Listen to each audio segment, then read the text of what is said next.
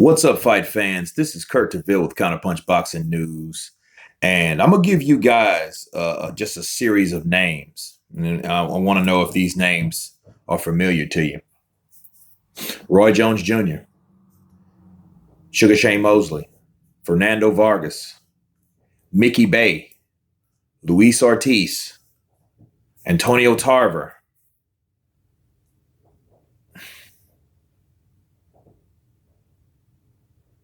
and who else should I add to that? Lamont Peterson, um, Vitaly Klitschko, Evander Holyfield. Um, these guys, I not name these guys, and of course they're boxers. Obviously, that's what they have in common. But what else do these guys have in common? The only thing else they have in common is this: they all were popped at one point using performance-enhancing drugs. And the question I was asked last night was, how does that affect their legacy? Or does it affect their legacy at all? And I'm going to tell you guys my answer and how I answered it. But I would want, before that, most importantly, I'm asking this for you guys, from you guys. What do you think of that? Because my answer was this. I mean, every case was different. Does it affect a person's legacy? Well, it depends on how long they were doing it, how long they could possibly be doing it. I think it would affect someone's career if they found out they were taking it later in their career versus earlier. Let me give you an examples. Look at Sugar Shane Mosley and look at Roy Jones Jr. Now, these are two top Hall of Fame champion fighters, icons, right? And Roy Jones was caught in 2000 fighting a guy named Richard Hall. Now, the unique circumstances with that was Richard Hall was also caught with steroids. So he was dirty too. So it was pretty much kind of a toss-up. Like, okay, well, they're both dirty. What are you going to do? These guys are not getting paid because they're dirty. They're both dirty. Let them fight. And they fought. And then Roy beat him unmercifully. He just beat him like he destroyed Richard Hall. You know what I mean? But you look at it like that. This is in 2000. Okay, so you got to look at what Roy did from 2000 on forward. You know what I mean? Clean.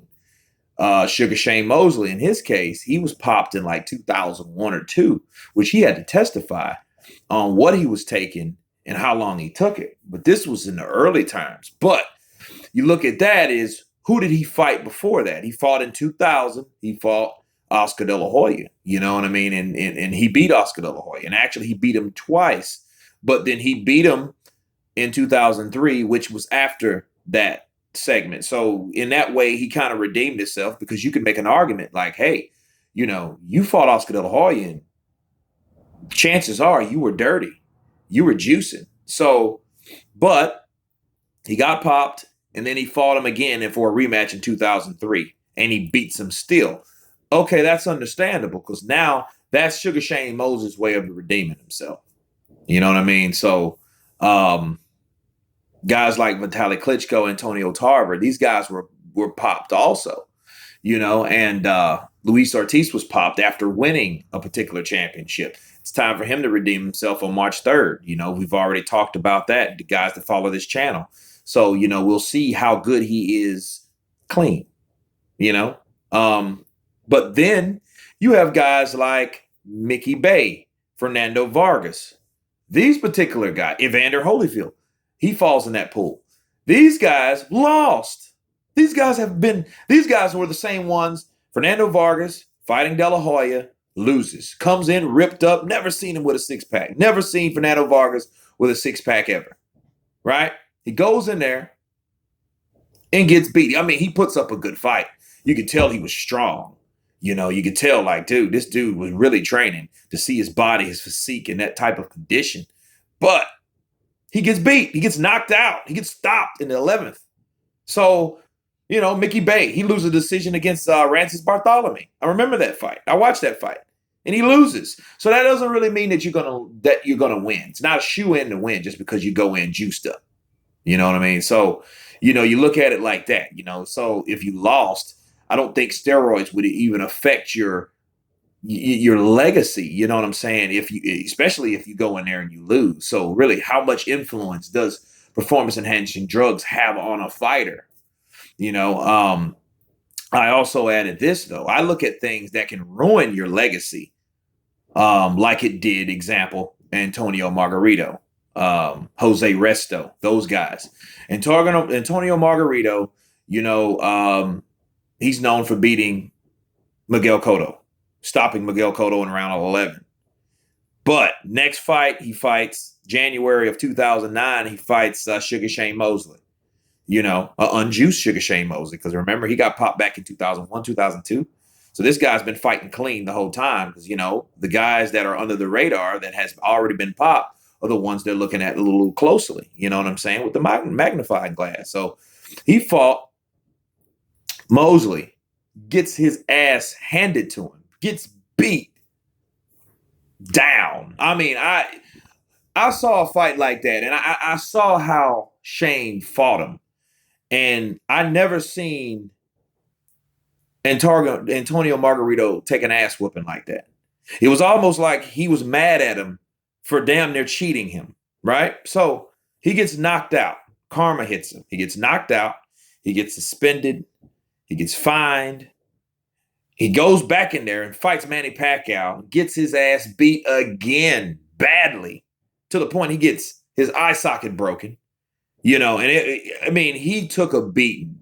Karma hit Antonio Margarito, that left eye. It was a hashtag on Twitter. I think Laz Alonso started it, like, Margarito's eye. And then everyone's clowning it. It went viral because the dude was really taking an ass beating, and then he goes in there and loses again to the same guy that he cheated against, really, because you gotta think realistically about it, people. You got to look at it and say, okay, well, if you got popped in right before the Sugar Shane Mosley fight, the last fight you were in, that's a shoe-in. They have actually evidence of the shit cracking and all that. So, it's more than just speculation past that point because you got gloves and you got galls. That's it. Gloves and the wraps. That's all. His shit was cracking like a cast. I had a cast on my leg. I know what a crack in the cast looks like. It's plaster, people. So that's what he had. So he had all that and gets beat four times. He gets beat by Cotto. He gets beat by Sugar Shane. He gets beat by Manny Pacquiao. So that's 3 times.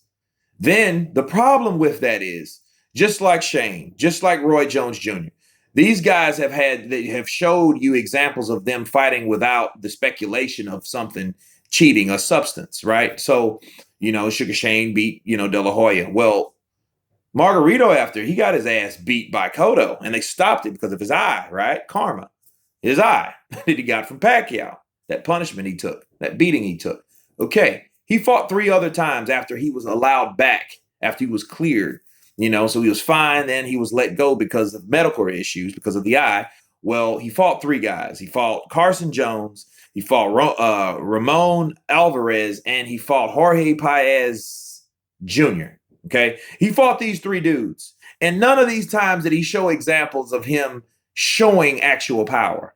So you never really seen what he could do with the power that he had. The power is I know he's later on in his career. He's about 36, 37 years of age, and he wants to fight, yada, yada, yada. But everyone knows the power is the last thing to go, okay, for a fighter. He hasn't showed that power since he beat Cotto the first time.